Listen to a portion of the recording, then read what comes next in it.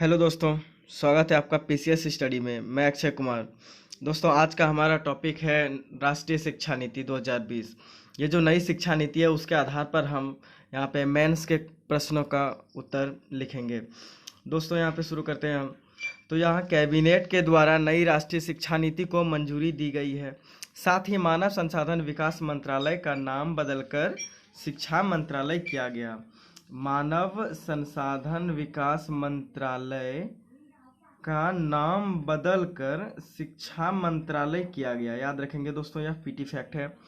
हालांकि प्रारंभ में मानव संसाधन विकास मंत्रालय का नाम शिक्षा मंत्रालय ही था, लेकिन 1985 में इसका नाम बदलकर मानव संसाधन विकास मंत्रालय किया गया। नई शिक्षा नीति में इसे फिर से शिक्षा मंत्रालय कर दिया गया। याद रखेंगे दोस्तों कि मानव संसाधन विकास मंत्रालय का नाम जो है कब रखा गया था, 1985 में, और वर्तमान में अभी इसको पुनः शिक्षा मंत्रालय का नाम दे दिया गया। नई शिक्षा नीति के तहत सभी उच्च शिक्षण संस्थानों के लिए नियामक संस्था की व्यवस्था की जाएगी तथा शिक्षा के क्षेत्र में कई मुद्दों पे समाधान आसान हो जाएगा और युवाओं के लिए उच्च शिक्षा ग्रहण करना अब आसान हो जाएगा। इस नई शिक्षा नीति के तहत कैसे आसान हो जाएगा, इसकी चर्चा हम आगे करेंगे। राष्ट्रीय शिक्षा नीति 1986 में अपनाया गया था और इसमें अंतिम बार संशोधन 1992 में हुआ था। दोस्तों, याद रखेंगे राष्ट्रीय शिक्षा नीति को कब अपनाया गया था, 1986 में। यह पीटी फैक्ट के रूप में है। और नई शिक्षा नीति के निर्माण ये जो किया गया है उसमें दो कमेटी था, दो समितियां थी। कौन कौन सी? पहला समिति है TSR सुब्रमण्यम समिति और दूसरा समिति है के कस्तूरी रंगन समिति। इसी दोनों समिति की अनुशंसा पर यह नई राष्ट्रीय शिक्षा नीति 2020 को लागू किया गया है। नई शिक्षा नीति के निर्माण हेतु देश के 2.5 लाख ग्राम पंचायत और 600 ब्लॉक और 676 जिलों से सलाह लिया गया था। यानी कि 2.5 लाख गांव, ग्राम पंचायत और 600 ब्लॉक और 676 जिलों का अनुशंसा या सलाह लिया गया था। उच्च शिक्षा और स्कूली शिक्षा के लिए अलग अलग टीमों का गठन किया गया था कि किस प्रकार उच्च शिक्षा की व्यवस्था की जाएगी, कैसी पॉलिसी स्कूली शिक्षा के लिए होगा, और इसमें अलग अलग टीम का योगदान है। उच्च शिक्षा के प्रमुख सुधार, उच्च शिक्षा में प्रमुख सुधारों में 2035 तक 50% सकल नामांकन का अनुपात का लक्ष्य रखा गया है सरकार के द्वारा।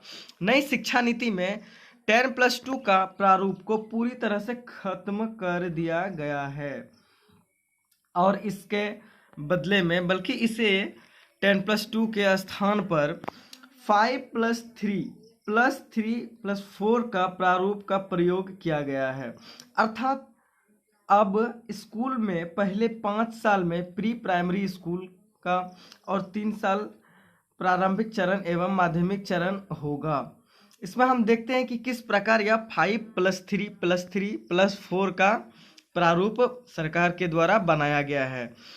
इस प्रारूप में पहला जो 5 है उसमें कहा गया है कि जिसमें 5 साल प्री प्राइमरी स्कूल का और 3 साल इसमें लगेगा। यानी कि 5 साल का जो व्यवस्था किया गया 5 में प्री प्राइमरी स्कूल का जो कक्षा होता है और 3 साल उधर और भी कक्षा का आयोजन किया जाएगा और कक्षा 1 और 2 सहित फाउंडेशन स्टेज इसमें शामिल होगा 5 में।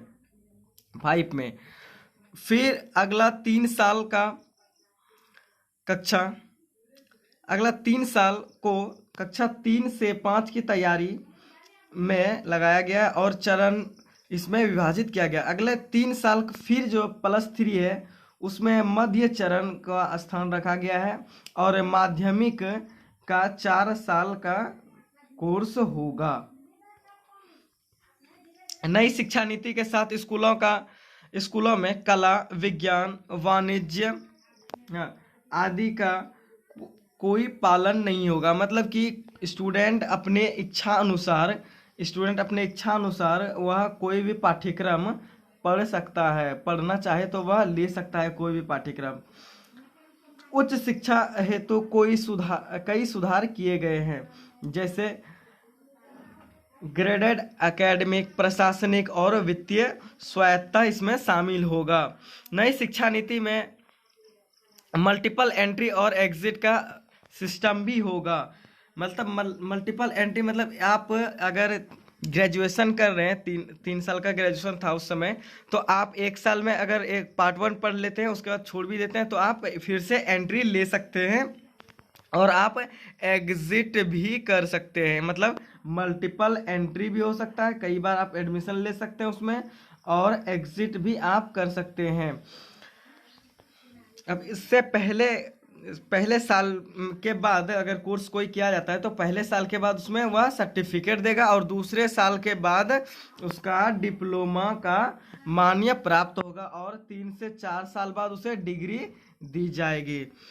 4 साल की डिग्री प्रोग्राम होगा, फिर एमए, उसके बाद मतलब ग्रेजुएशन के लिए जो 4 साल का प्रावधान किया गया है +4 लास्ट में, वह 4 साल में 3 साल का डिग्री प्रोग्राम होगा, फिर एमए होगा 1 साल, और एमए के बाद जो एमफिल किया जाता था फिलोसफी, मास्टर इन फिलोसफी में, वो एमफिल के बगैर आप पीएचडी कर सकेंगे। अब एमफिल के बिना पीएचडी डायरेक्ट कर सकते हैं।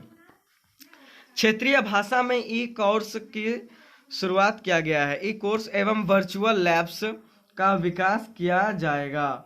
इसके अलावा एक NTEF यानी कि नेशनल एजुकेशनल साइंटिफिक फोरम का शुरुआत किया गया है, जिसमें इस साइंटिफिक तौर तरीके से पढ़ाई जाएगी। देश में मौजूदा कॉलेजों को ग्रेडेड स्वायत्तता के तहत शैक्षणिक, प्रशासनिक और वित्तीय स्वायत्तता दी जाएगी। नई शिक्षा नीति के तहत सभी प्रकार के विश्वविद्यालय संस्थान के लिए नियम समान होगा।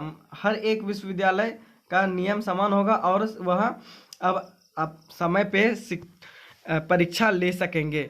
नई शिक्षा नीति के तहत वास्तविक ज्ञान की परख पर विशेष बल दिया जाएगा।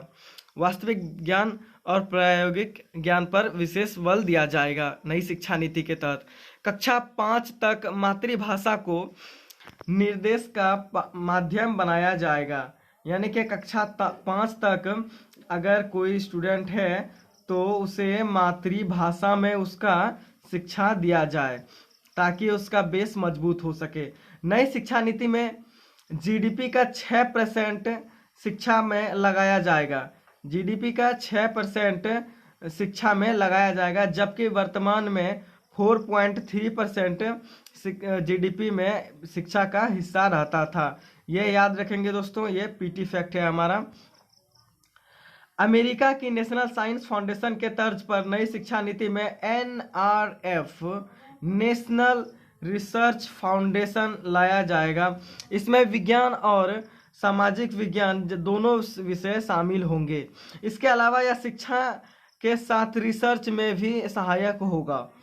सभी उच्च शिक्षा संस्थानों हेतु एक परीक्षा का आयोजन होगा, एक ही परीक्षा का आयोजन होगा। ये बहुत अच्छी बात है कि सभी इंस्टीट्यूट और विश्वविद्यालय के लिए एक ही प्रश्न पत्र हो। नई शिक्षा नीति में दुनिया में प्रसिद्ध 100 विश्वविद्यालय नए कानून के तहत भारत में खोले जा सकते हैं। इससे क्या होगा, हमें तकनीकी ज्ञान प्राप्त होगा, और बहुत सारे हमें जो नॉलेज हमें नहीं मिल पा रहा था वो तकनीकी रूप से विज्ञान के क्षेत्र में, वह अब आसान हो जाएगा। विद्यालयों में संस्कृत को बढ़ावा दिया जाएगा, ताकि हमारे कल्चरल फॉर्म फिर से वापस आ सके। 2040 तक सभी उच्च शिक्षा संस्थानों को बहुविषयक संस्थानों में बदलने का लक्ष्य रखा गया है। नई शिक्षा नीति में रोजगार परक शिक्षा पर जोर दिया जाएगा। रोजगार परक शिक्षा पर जोर दिया जाएगा कि कैसे हमें शिक्षा को ग्रहण करना है और उससे रोजगार भी हम प्राप्त कर सकें।